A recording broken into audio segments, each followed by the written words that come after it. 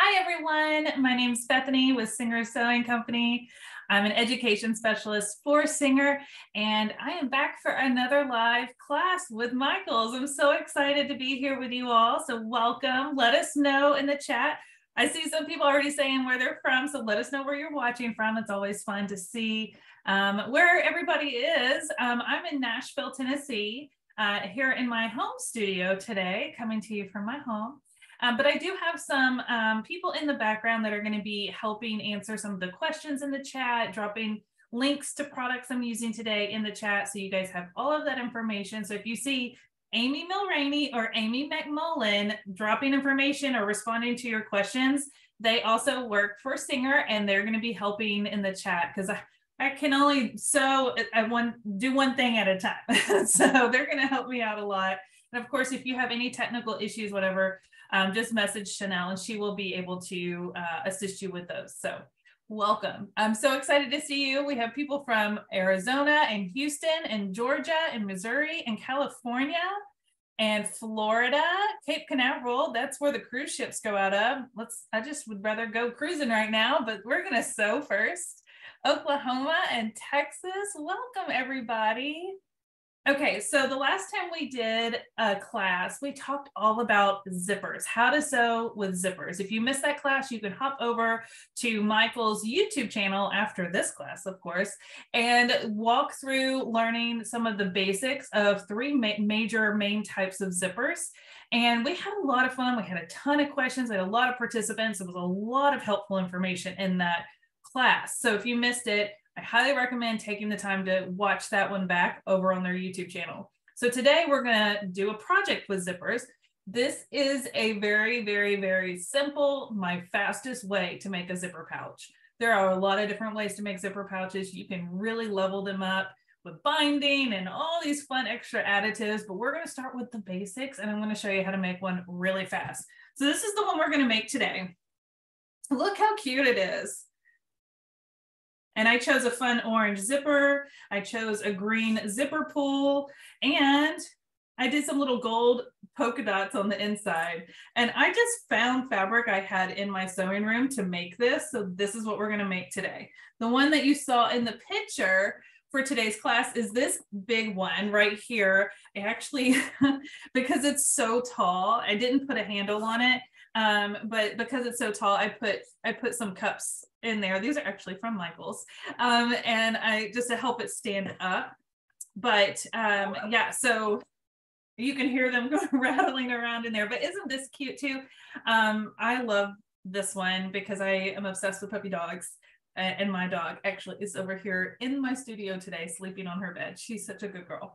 So anyways, we're going to be making a smaller version of this for today's class, but the same concept applies for the technique. So I'm excited to show you all that. And then I know if you were on our last class when we were talking about zippers, I had shown you several examples of zipper projects, and one of them was this right here. This little clutch that I made. How cute is this? This is actually made out of a placemat. It is a placemat. I'm going to hold it up close so you guys can see. This was just like a craft store like little placemat that I picked up and turned it into a little clutch. I've used it so many times this summer. I get so many compliments on it. And I told you if I had time today to show you how to do this, I would. I don't think we'll have time. This is a little more involved than the project we're doing. But I have recorded a tutorial on how to do this, and it will be over on my YouTube channel. I will be posting it next week. So the girls are going to drop my YouTube link there. So later today, if you want to go subscribe. So when I do post this, if you want to learn how to make this, it is so much fun. And I have some Halloween ones I'm going to be making soon. I got some Halloween placemats. Okay. So now that we've done that, we are going to start our project. So let's hop over to here, and we're going to talk about some of the supplies that we're going to use today. And I know I have a lot setting up here, but I'm going to kind of walk you through some of it. So I have my fabric, obviously. We are definitely going to need a zipper foot for this project. So have that out. You're going to need a zipper and a zipper pull. And what I'm using for this project is what's called zipper tape. So there's two ways to do this. I'm gonna kind of come back over here for a second so I can see your faces. The zipper tape comes in like a never-ending tape of zipper, okay? It comes in so many colors and all that fun stuff. You can also use a pre-made zipper that has the stop on it and already has a pull on it. You do not have to use zipper tape for this. The reason I like using zipper tape is I can make my bag any shape and size because I'm not limited to what my pre-made zipper is set to, if that makes sense. So zipper tape is really fun to use, and the ones that I have come with a bunch of different color pulls. So I will try my best to show you how to put the pulls on. They're really not that hard once you get the hang of it. And we're also going to use clips. I prefer clips over pins, but you can use pins if you want. We're going to need fabric scissors. We're also going to need, and this is optional, obviously, but for the method I'm going to show you today, I really recommend it, is some pinking shears. This is what gives you that zigzag edge, which will help us finish our seams so they don't fray. And then probably some little snips, a little marking tool, fun stuff like that. So we'll go over everything as we work on it, but I'm going to clear my space real quick and we're going to get started. We're going to just jump right into it. So I guess I do need my clips over here. I'm trying to move the stuff I don't need just yet. Give me 1 second. Bethany, while you're rearranging, we do have a question. The colorful pull that you have for your zipper, they would like to know where you got those. I really don't remember. I want to say that Michael's carries zipper tape, but I could be wrong. But they might, and I don't know if they come with this matching colors or not. It was just like a big pack. Once you guys get to know me, you'll know that I have an endless supply. I have a whole craft store in my craft room. So I don't remember where all I get everything, but I have like every rainbow color there is of zipper tape. And it all came in like one big pack, and it came with all the different pulls. And I always mix and match the pull to the tape because it's fun. So I'm sorry I can't tell you exactly where because I really don't remember. But I'm sure Google search or check on Michael's. All right, so for today's bag, I'm going to do it so it's wider and then shorter. So I think this is, let me just check here, 10 inches wide by 8 inches tall.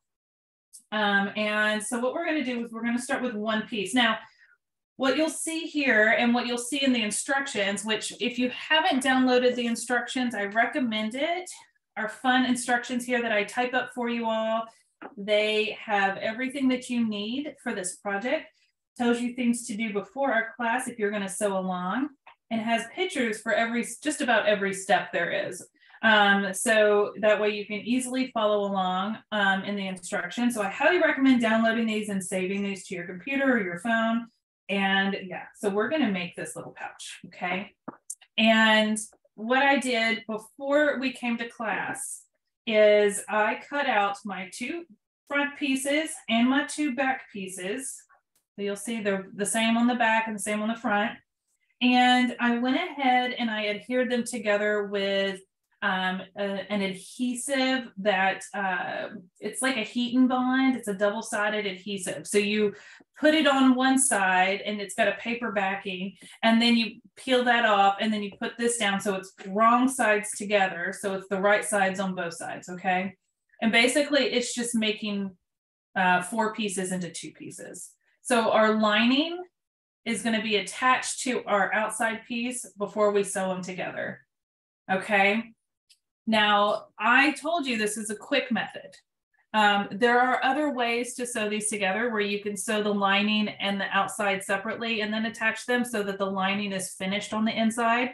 It's just a longer step and a longer process, but this is a really quick and easy. And if these are for personal use at home to just throw stuff for your car in or your makeup in, the inside to me really doesn't matter that much. Is how it looks, and we're going to still finish our seams so they don't fray. So this is just a really fast and easy way to do it. That's why I wanted to show you this method. Okay, so what we're going to do is start with one of our pieces. So we'll set one aside, and we have our zipper here. Now I went ahead and put my pull on, but if we have time at the end, I will show you how to do that. Sometimes I get it on the first time, and sometimes it takes me a few minutes to get it. So be patient. It takes some getting used to putting these on. But my zipper is cut to being about 1 inch longer on each side. And I'm going to take, this is the right side up on the zipper where the teeth are sticking up and the pull is.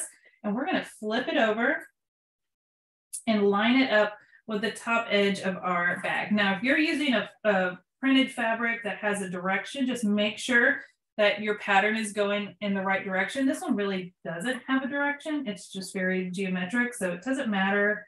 But the puppy dog one that I made, I did want to make sure that my pattern was going, in the right direction before I sewed it. All right, so I see how easy the clips are. So I clipped it together. And now I'm going to go over to the sewing machine. And today I'm sewing on one of our heavy duty sewing machines. Obviously, you do not need a heavy duty sewing machine to sew this project, but I wanted to use it today. It's probably one of my favorites. So this is the Singer Heavy Duty 6700C, which I will quickly ignore the mess behind here in my empty McDonald's cup. This is what it looks like, so you guys can see. But I wanted you guys to have a really good angle of me sewing today. So I brought you in from this side today. All right, so what I'm going to start with is my zipper foot. So I'm going to take off my general purpose foot. We will be using it later, so just set it aside. I just have some basic white all-purpose thread in here. It's probably a 40 or 50 weight. And I'm going to set my zipper foot onto my machine. So easy to do. And I have it clipped to the left side. And I'm going to slide this under here. And we're going to line it up right along the edge of the zipper. And we're going to start at the edge and just sew all the way across. I am using a straight stitch that is set to 2.5 millimeter in length. You can do 3 millimeters. I like 2.5. It's just a standard go-to straight stitch, and it is going to be a little more secure for a zipper that's going to get pulled on. I'm going to drop my needle, and I always like to do a few little back stitches at the beginning and end. And I sew pretty quickly, so just forgive me. I always keep my little tin of for my clips right next to me.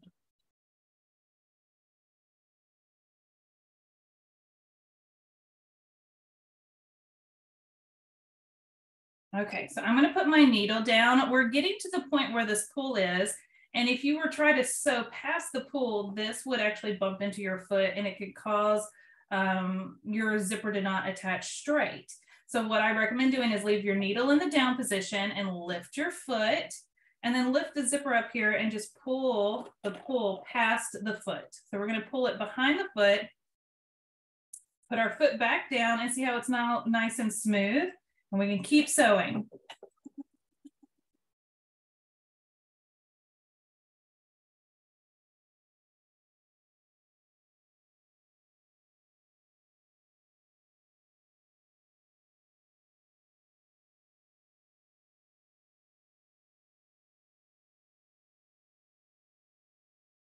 There we go. All right, so here we are, and my pull is, right here in the middle. And I'm going to trim my threads a little bit, because one of my biggest pet peeves when I'm sewing is having a bunch of threads sticking out everywhere.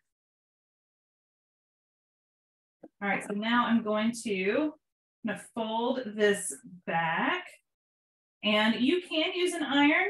I did not set up the iron today, but if you are going to use an iron to press this back, just be sure your iron doesn't touch your plastic zipper teeth, because they will melt, and then your zipper will not function anymore. But I think a good, especially with a canvas material like I'm using today, a good finger press is really all you need to do. And so now we're going to go back to the machine, and we're going to do a top stitch right along here. Okay, is this necessary? No, but I feel like it gives more structure and stability to our zipper that we're going to be pulling on, and it just gives it a nice professional, clean look. So we're going to go back over here. Now, I am starting on this side, but my foot is going to bump into my zipper. So I'm actually going to take my foot off and slide it over to the other side. And that way it's in a better position. You could put your general purpose foot back on, but it's not really necessary, especially when you're running along the edge of this zipper. I'm going to make sure this little pull is out of the way. And we're just going to do that same straight stitch we just used to attach the zipper.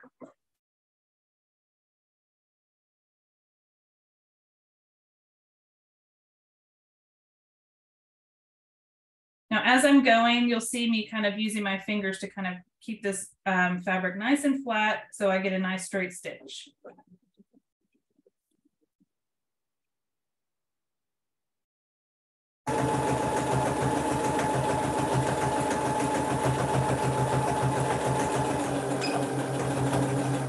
There we go.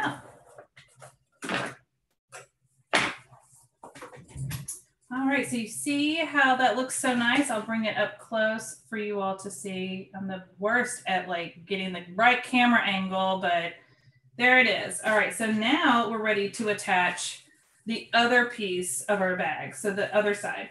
This time I'm gonna flip it over and we're gonna line up our sides and the top. We're not gonna worry about the bottom. It is gonna be a little shorter because we're attaching it to the other side of the zipper, okay? So again, I'm gonna grab some clips here and line up my edges. Sometimes it helps to flip it over and see where you're at too. We're in a good spot. We're just gonna throw a few clips on here.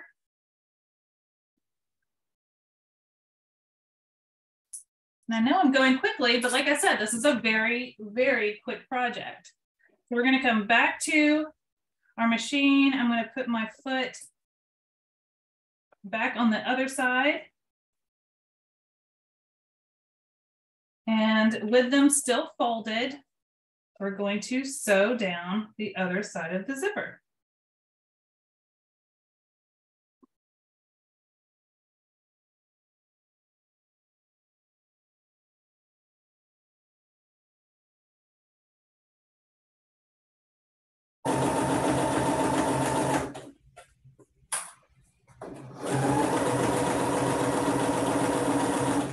Now, as I approach the pull again, I'm going to drop my needle. This time I have to lift up the flap we just sewed and unzip it past the foot. Sometimes you kind of have to wiggle it past. Come on now. You know what? It helps if I lift my foot. Hello. There we go. I was making it harder for myself. You definitely need to lift the foot to do that. And then we're going to keep going all the way to the other end.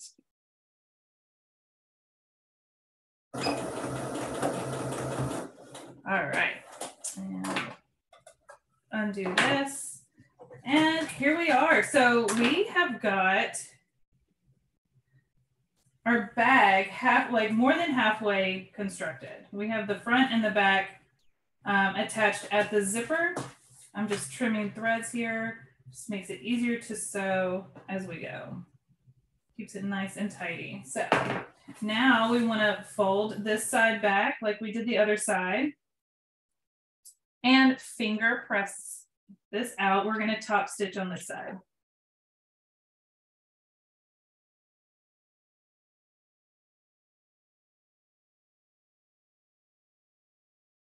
There we go. So let's go back to the machine. And we're going to use a straight stitch along this side.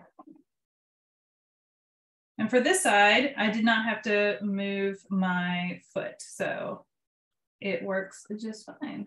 You could grab a little thread here. Sorry, my thread was tangled around my needle and it was knotting. So there we go.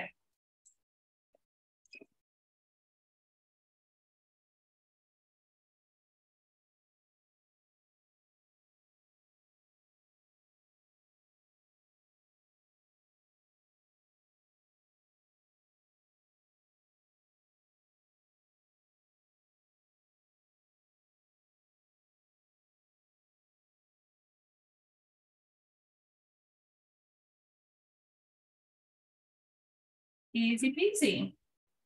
All right, do we have any questions so far? I know we've kind of done a lot very quickly, but like I said, this is a very quick bag to put together.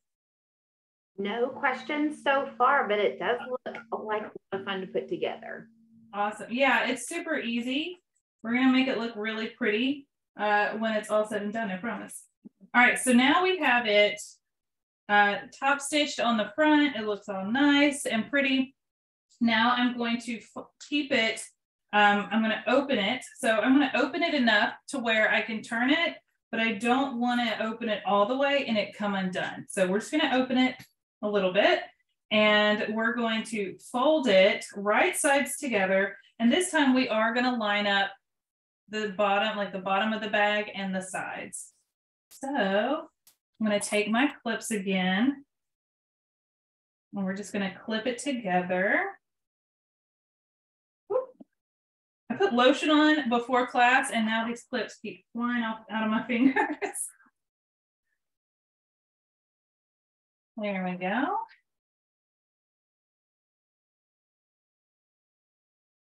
Awesome. So we've got it clipped all the way around and we have our zipper open. You do want to make sure that your zipper is open to be able to turn it right side out, because if you sew this shut and your zipper was closed and only had like a little bitty gap, it is so hard to turn it and get that zipper open. Just trust me, I've done it. So ask me how I know, right? So now we're going to sew from one side all the way down, across the bottom, and all the way back up. Now we are going to be sewing over the teeth a little bit. So this is where you want to take it really slow and use your hand wheel. Don't use your foot control or your pedal on the floor to sew across the zipper like that, because if you hit a needle going really fast or hit his teeth going really fast with your needle, you could break it. So this is the part where you want to kind of take it slow right here. This is what's going to cause the stops at the end of our zipper so it doesn't come unzipped. All right, so let's go over to the machine. And this time I'm actually going to switch out my zipper foot for my general purpose foot that comes with this machine. And this gives me a little more stability because it's a bigger foot. And one thing I recommend doing is starting past the zipper and then backing up over it a little bit because it's a little tricky getting started right over a big chunky zipper right here. So, and you'll hear me use my hand wheel here in a second.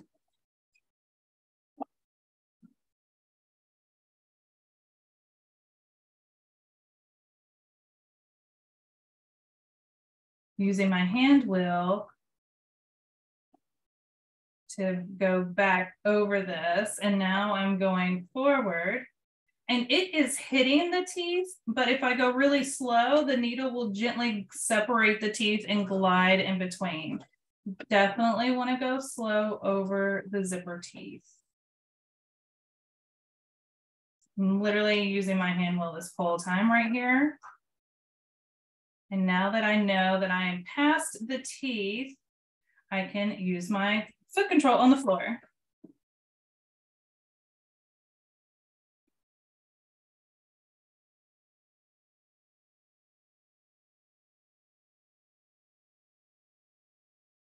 When you get to the corner, drop your needle, lift your foot, and rotate or pivot your fabric and put your foot back down and keep going.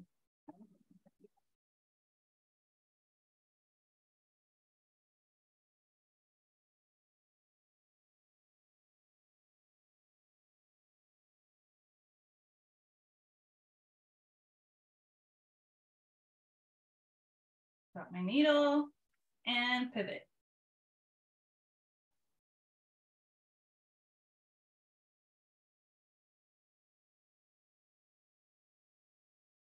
Now, if you wanted to add a little loop or handle or something off the side of your bag at the top, like if you wanted to add one like right here, like a little loop or something to put a keychain or something on, then this is where you would want to add that to either end, where you start or where you finish. You would just slide it, you'd make one and just slide it right in here and stitch over it here in that seam allowance.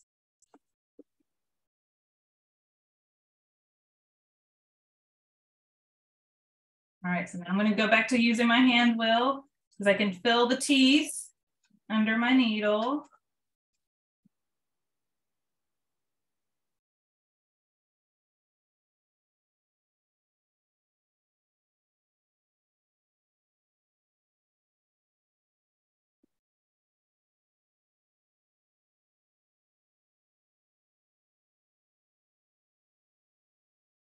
There we go. Easy peasy. All right, so again, I'm gonna trim some threads real quick.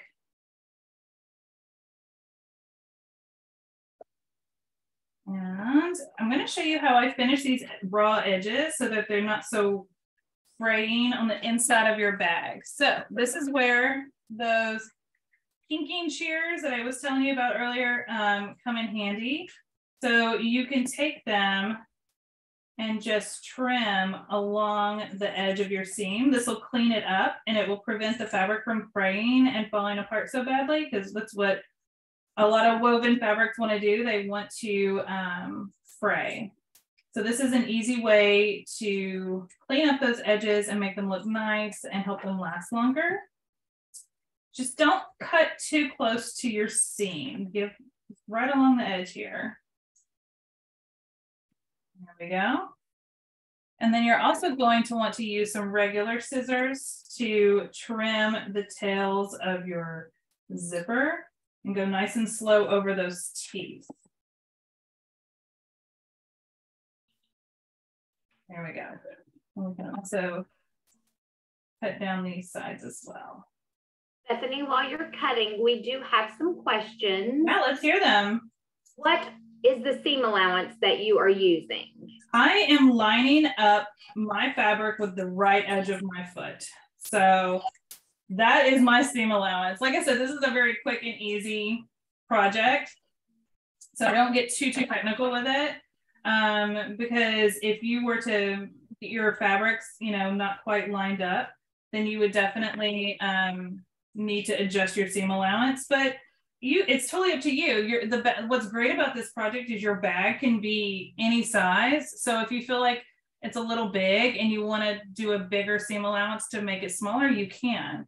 But along the edge of the foot, you end up with about a 1/4 inch, you know, seam allowance using your general purpose foot. Perfect. So no measuring. We love that. Yeah, we're just going to keep it real simple and casual over here today. I love that. I love it. Anytime you have to break out the measuring stick, it gets crazy. So next question is your lining fabric. So the polka dots, are they fused to the front fabric or no? Yes. So the first step in the instructions is to use like a material, like a product, like a heat and bond that's double-sided. And you press the heat and bond to the back side of your outside fabric, and then you peel off the paper backing, and then you put this on to the back side, right side, or back side, wrong sides together, and press it. And that's how I attach the two pieces. And one of the reasons I do that is it's going to give your bag more structure. Is it necessary? No, but it also holds the pieces together, so you're not trying to keep 4 layers secure. You're only having to keep 2 layers secure, but it does give a little bit more structure to your bag, so it holds its shape better, if that makes sense. I'm a big fan of using heat and bond. I use it a lot. It's also commonly used when doing applique, which we've done a lot of applique here with Michael's, so you can see those projects on their YouTube. So okay, I have got any other questions before I move on? No, that was perfect. Thank you very much. Okay, awesome. So I trimmed my edges. Now, real quick, you can leave it just like this and turn it right side out, and your bag would not be standing up. It would just be a flat bag, like my purse here. And that's totally up to you. It depends on what you want to use it for. If you just want to use it to put, you know, some lip gloss and some money in, that's perfectly fine. If you want it more for like a makeup bag or a pencil case for kids or something, you might want to have more of a structured bottom. So I'm going to show you how to do this, okay? Now, in my instructions, they're called box bottoms. In my instructions, I show you how to do it the way I've taught you all to do it on other previous Michael's classes. with the box bottoms, finding the corners and all of that. I'm going to show you a different way today. Okay, not in a way to confuse you, but I find it a little faster. It's a very common way that you see a lot of people do bags, box bottoms on social media. This is, I find, a really good structural way, but for a quick bag like this, I'm going to show you an alternative. So you have two options. You have this one and then the one I'm going to show you right now. All right, so let's go back over here. And this is when I'm going to use a square ruler. It doesn't have to be this big. It could be a smaller one. And I am going to come down to the bottom here. And I think I did 1.5 inches from my seam, and not from the edge, but from the seam. I'm measuring from the stitches here. And I have 1.5 inches here and I have 1.5 inches here. So this is a square right here. And I'm going to take a marking pencil or a marker or whatever you want to use. And I'm going to draw this square on here. So I don't know if you all can see that. It's probably pretty faint, but there's my little square drawn onto my white fabric. And I'm going to do the same thing on the other side. So line up my 1.5 inch mark with my 1.5 inch mark over here with my stitches. I find it easier to line it up with the stitches because my stitches are straight.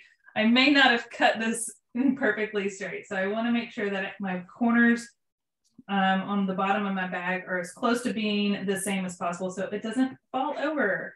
All right, so there are my 2 squares that I drew on here. And I'm going to take my fabric scissors and I'm going to cut this out. And I know that sounds crazy, but just trust the process. If you've never seen this method before, it is a little nerve-wracking to think that you're just going to cut right into this bag like this. But we're going to try it today. And you're going to see how easy this really is. It takes a lot of the guesswork, I think, out of doing box bottoms, and it makes it really, really easy. See, a lot of people do this method with like the quilted bags that people make. And I think it's kind of fun to watch those videos. I don't know about you guys, but I love watching those videos. I'm trying to cut this right in the corner without going too far over. And these little snips, there we go. Had a little thread that was hanging on for dear life. All right. By the way, I am using our Singer fabric scissors. And let me tell you, there's 4 layers of fabric, 2 layers of heat and bond, and it is cutting through this like no problem. Really smooth. There we go. Perfect. So sorry, Bethany. What now? One quick question before you go on. Yeah. So the little scissors that you're using, are those, what type of scissors are those? They're just Fiskars. Okay. They're just little Fiskars. They're spring loaded, and they have a little thing that just keeps them closed when I'm not using them because they're really pointy. So getting in that little corner, it was perfect for that. I use them for a lot of my thread cutting too. So I have like 3 pairs of these that float around my sewing room. But yeah, I even put my name on them so nobody takes my scissors. All right. Any other questions? Not right now, thank you.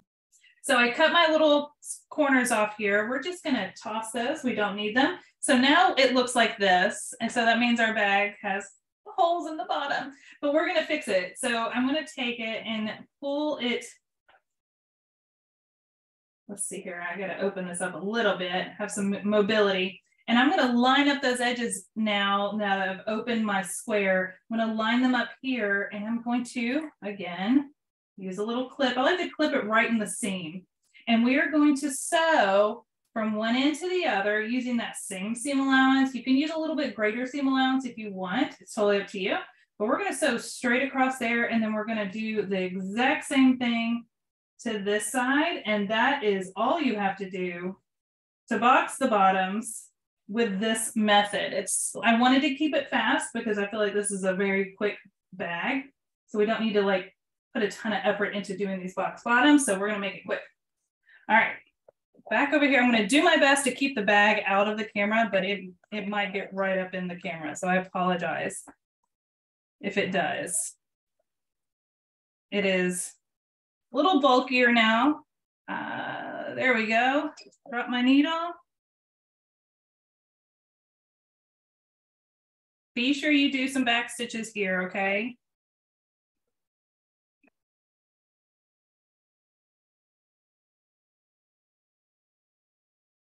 All right, I'm gonna take this off.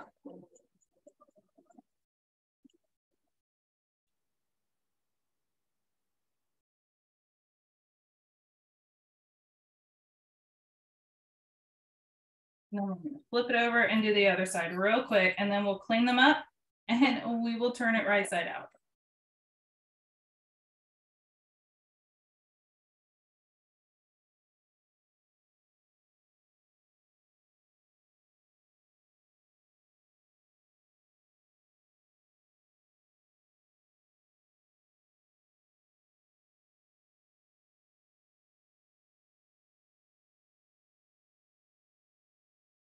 There we go. All right. I'm going to trim some threads real quick, not being super picky with it. You see how my bottoms are boxed? So again, if you want to take some pinking shears and just clean up these edges so they don't fray. It's a little harder with that seam, but you'll get it. Like I said, it doesn't have to be perfect. I think these pinking shears that I have are like as old as me. They just don't go bad. I may have stolen them from my mom in her sewing room. Let's see here. Awesome. And now we can turn it right side out.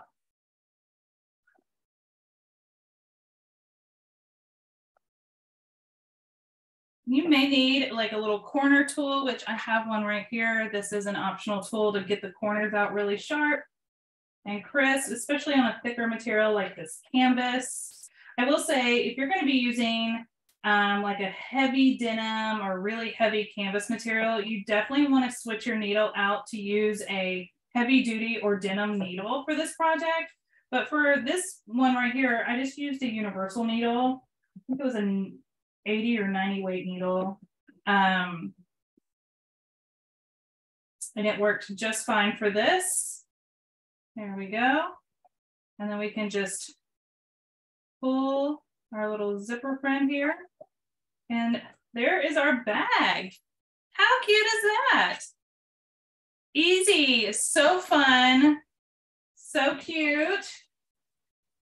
I'm showing the wrong camera here. What do you guys think? So now I have two of these. I don't know. So I will tell you, this one I used the heat and bond between the layers of the fabric, and look how nice and structured it is.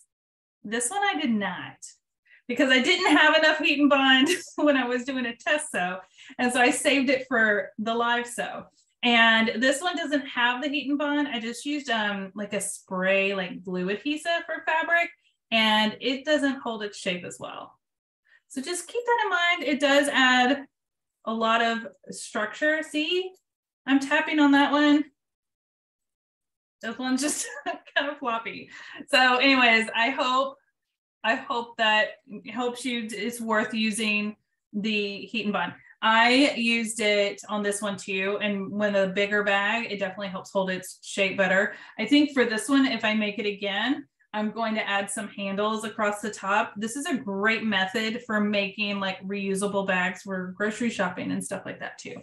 All right, any questions, any advice on what size box to make based on the dimensions of the bag? Looks like the width about 3.5. Okay, so that's a really good question about what size I chose. I should have talked about that, so thank you for asking.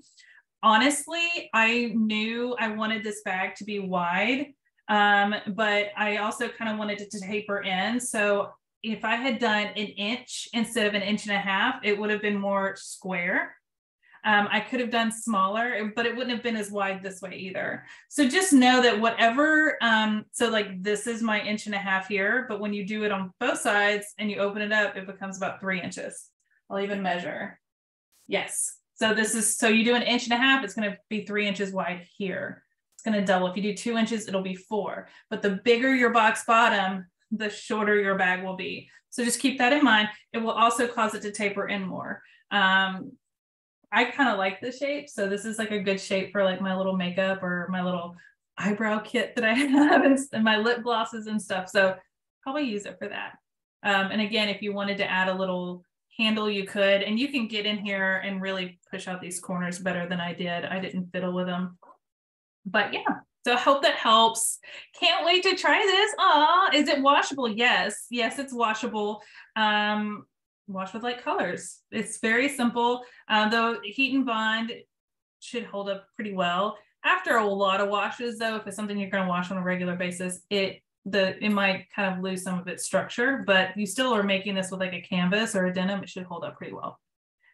So yes, it is washable. So Amy says she usually boxes 1/3 of the length of the bag. So again, it's totally up to what you want the end result to be. Yeah, so I heat and bond onto one side of the fabric, onto the back side of the front fabric. And when you peel the paper off of it, it's adhesive on the same, reveals that it's a double-sided adhesive. That's the words I'm trying to say. So when you press heat and bond onto one side, and then you peel the paper backing off of the heat and bond, it's going to be shiny. And then you're going to lay the wrong side to the heat and bond that's on the back of this, and then press it again. And that's how you sandwich it between the two pieces, and it will press it to both. You don't have to use two pieces for one side for each, no, it's just one piece. You only need, so for all 4 pieces of fabric, you only need 2 pieces of heat and bond, one for the front 2 pieces and one for the back 2 pieces. Okay. Can you interface if you want? Absolutely. Interface is another great option, especially if you want, it depends on the thickness or the heaviness of your interfacing. So there's lightweights, there's featherweights, and then there goes all the way up to like heavyweight, medium weight. So depending on how structured you want your bag to be, will determine, the weight of the interfacing you want. And some interfacings are adhesive, or they may be adhesive on one side, but some of them are double-sided. So that would work just like the heat and bond. Okay, I'm glad that makes sense. Sometimes it makes sense in my head and it doesn't always come out that well. So I hope that works. Awesome. But yeah, interfacing is great. Just know that you may have to add, depending on how thick your interfacing is, you may have to add to your seam allowance to make sure that it's nice and structured and strong. Great explanation. Okay, good. Sometimes I'm like, did that make sense at all when I said it all? All right, if you guys don't have any questions, we're done with this project. Like I said, this was a quick one. What's the difference between box and miter corners? Miter corners are going to be like something I've done with like my quilting block back here. So this wall hanging is our project of the month for September over on singer.com. And it's a free tutorial I did. And so you can go learn all about that. And we use miter corners on that. And that's what makes the miter corner, where you can see the line in the corner and it's perfectly like square. And it's a measuring technique so that the 2 ends butt up like this. This is a little different. We're not quite doing that method. It's a little different approach. So this is more of just a square bottom approach. So slightly different, but that is a project you guys can go get for free off singer.com. By the way, I should have totally led with this. September is National Sewing Month. So happy National Sewing Month, everybody. I'm so glad you guys get to come hang out with me. Yeah, thank you guys. Thank you. Now we will be back in October. Cannot believe it's almost October. We will be back in October. Next month, we're not doing a project together. We're actually going to be learning all about buttons and buttonholes. So if you are someone who's always wanted to learn how to be, feel comfortable with buttons and buttonholes, that's the class to come to. It's just going to be a demonstration class, but you can sit there and sew along with us and practice your buttons and your buttonholes. So we'll be going over all of that. So come and join us for that. And then we have some really fun projects lined up for you guys for November and December. And they are going to be so great. You're going to love them. So yes, buttons and buttonholes next month. You guys are going to find out that buttons and buttonholes are super easy. Now that I'm really comfortable with sewing buttons on a machine, you will never find me hand sewing a button on ever again. They're so much easier. Where are the directions for this project? You should, if you signed up for this class, you should have gotten them emailed to you, but I believe Amy is going to show, Chanel just share them right here. So you can click on that link and download them to your phone or computer or print them out and save them. Now, this is going to be recorded as she told you. So tomorrow, I think it takes about 24 hours for it to show up on Michael's YouTube channel. So tomorrow, if you want to watch this back and while you make a bag for yourself, you absolutely can over on Michael's YouTube channel. And when you're done making your pouches and your bags and all of your little zipper pouches, please tag us, use the hashtag #MakeItWithMichaels and hashtag Singer Sewing so that we can see your finished projects. We love seeing you guys create and actually make what we teach you guys even better and just use your creativity. It's so much fun. All right, guys. Well, thank you so much. Again, happy National Sewing Month. If you have any questions, don't hesitate to reach out to us and we'll see you on the next class. Bye.